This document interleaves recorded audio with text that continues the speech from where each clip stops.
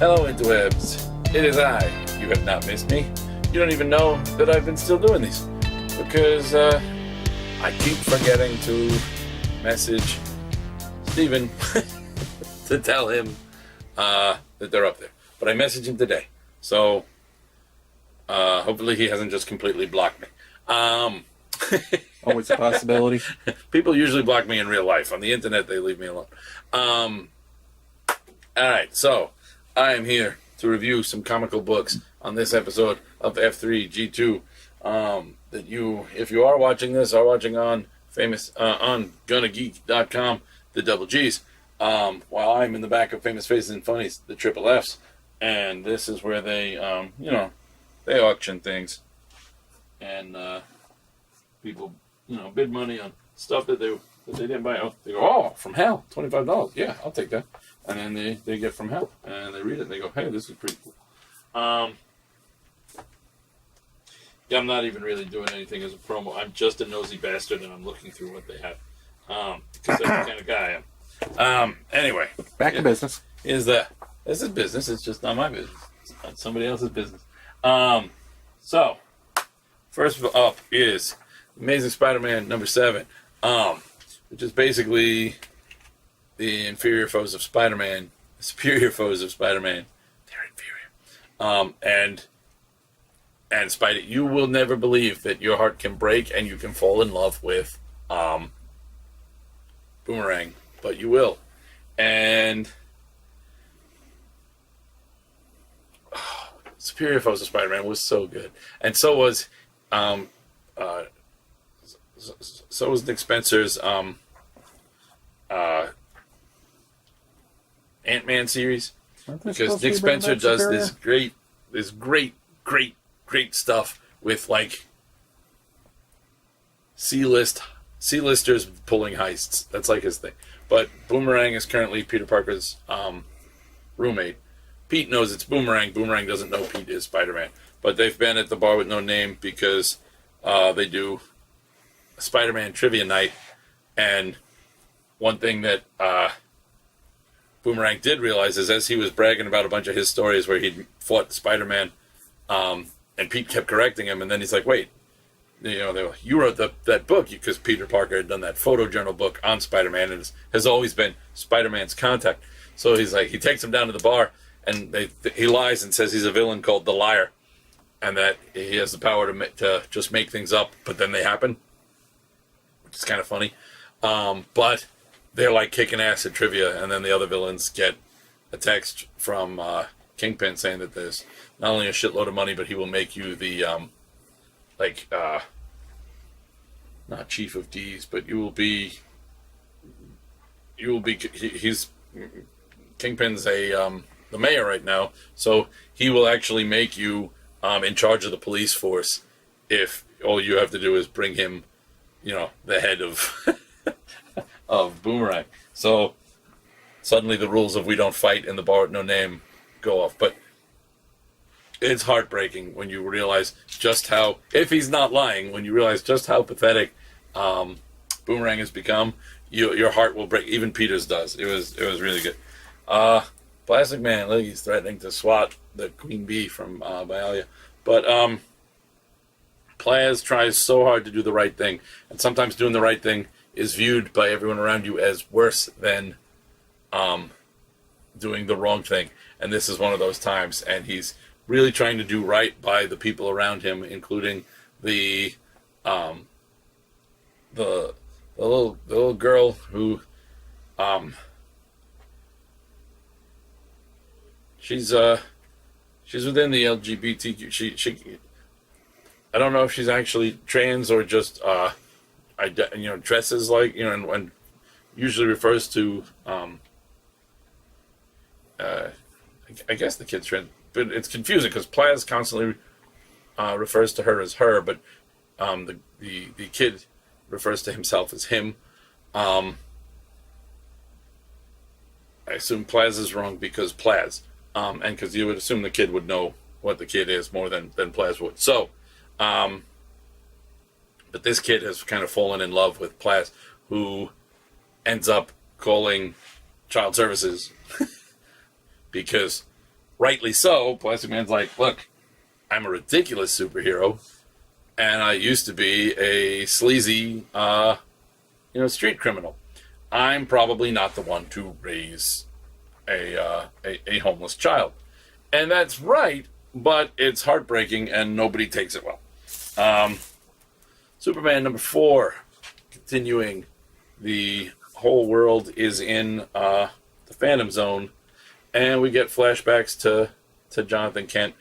It's is Ivan Rice on this issue? It's got to be, because it's so beautiful. Yes, this is Bendis and Rice. It's so gorgeous, and Bendis. I had my doubts, but maybe it was just he'd been at Marvel to the he fell into whatever. But the Superman books that he's been writing are some of the best stuff he's ever written. And there's follow through a lot. So maybe it makes me wonder how much was editorial. Because it wasn't just Bendis' stuff on the events, but a lot of Marvel events always seem to have like these brilliant ideas and these wonderful beginnings, and they fail to stick the landing. But every swing is knocking it out of the park in the Superman stuff, and I couldn't be happier. Sleepless, issue 8. Our Sleepless is no longer sleepless. He was removed from his vow, and he slept he'd only been sleepless for like several months, so he slept and caught up all the sleep that he'd missed, which now has him wake up. His skills are gone, but he's no longer the greatest night protector you're going to have, but he's also he's now like a man without a country. He's not one of the sleepless guards, but he's not a sleepless guard. So meanwhile, the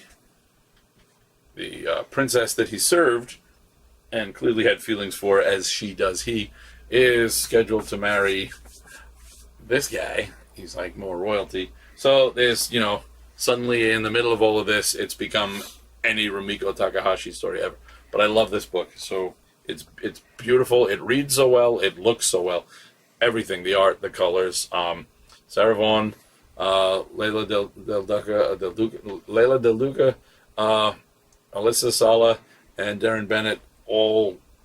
Everyone in here is, Darren's the letterer, Alyssa's the editor, Layla's the artist, and Sarah's the writer. This book is one of my favorites. This is one of those books where I know if I try to describe it too much to you, this is the book. My description will only make it to about here. So just trust me, this is great. Go get this. I think the first trade is out, so go read that. Spider-Geddon number 1, Christos Gage, who has always been on my favorite, so I'll follow him around. Christos Gage, based on a story by Dan Slott.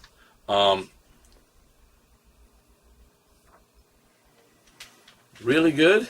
But right off the bat, they're like, hey, remember when we killed all those other spiders not to be outdone, we're going to kill 2 fan favorites in this issue. And I was like, what? But they did, and I was sad. Supergirl, number 23, Metal and Foily. Kevin Maguire, who was the reason I made this switch, because I wasn't reading Supergirl, but now Kevin Maguire's on it, so I'm in. Kevin Maguire wrote on Twitter that he was reading reviews that some people had posted, and one reviewer, who clearly does not know the Kevin Maguire, says he needs to work on he said the artist needs to work on his facial expressions. And what this tells me is that this is a person who's so used to the comic book characters have 3 facial expressions: the grimace, the stoic, and the the mouth open with that one drawn line of spittle that goes from tooth to tooth in the in the Leafield scream, and is not used to the fact that Kevin Maguire is the master, nay, the god of caught in between. Instead of being the instantly to the, you get all the in betweens. So this guy says, the artist needs to work on his facial expressions. And Kevin Maguire said, look, I don't get what I want every time, but I'll promise to do better by next issue. I mean, even Krypto has facial expressions. This book is so good. I mean, it's literally the Kevin Maguire facial expressions are why I'm here. And then, of course, Mark Andreyko, I've loved pretty much everything I've read that he's ever written. So it's not, that's not hurting, but it was Kevin Maguire that lured me. I mean, look at that. Even that unnecessary half-ass costume, they're half-assing it. It's beautiful. It's beautiful. Supergirl gets a little bit closer and is now on a scavenger hunt for information on what led to what the hell is that guy's name? It's one of those overly unnecessary comic book explanations. So comic book names. So Rogel Da, I forget what the hell his name is, but the guy Rada is the guy who destroyed Krypton, and she and Krypto are out looking for it. Wrong Earth #2. This book is so good. Basically,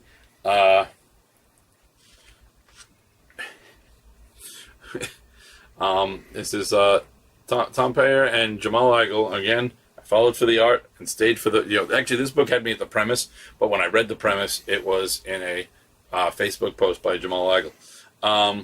The idea is that there's Dragonfly and Dragonfly Man.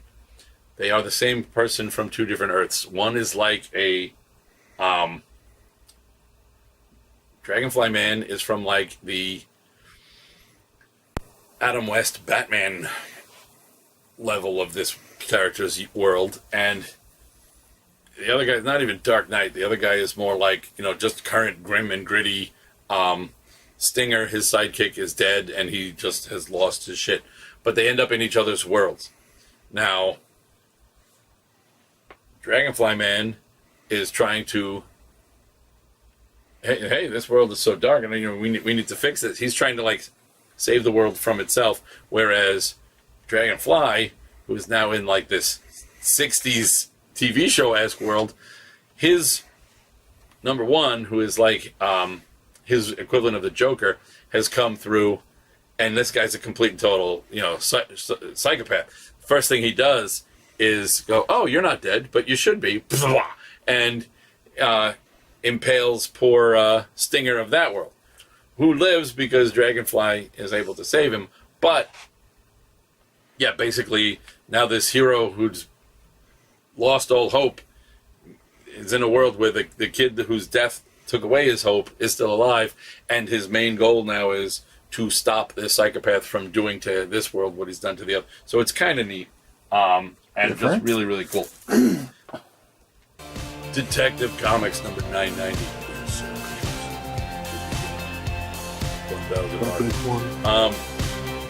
There's an interesting Two-Face. Two-Face is gonna, it's weird that over in here he's going to be pairing with Two-Face for a while, with Two-Face showing a more heroic side of the face of his coin, as it were. Whereas in Batman he'll be so, kind of awkward team-up days in that world. But that's all the books I read, so I thought this would take longer because I finished.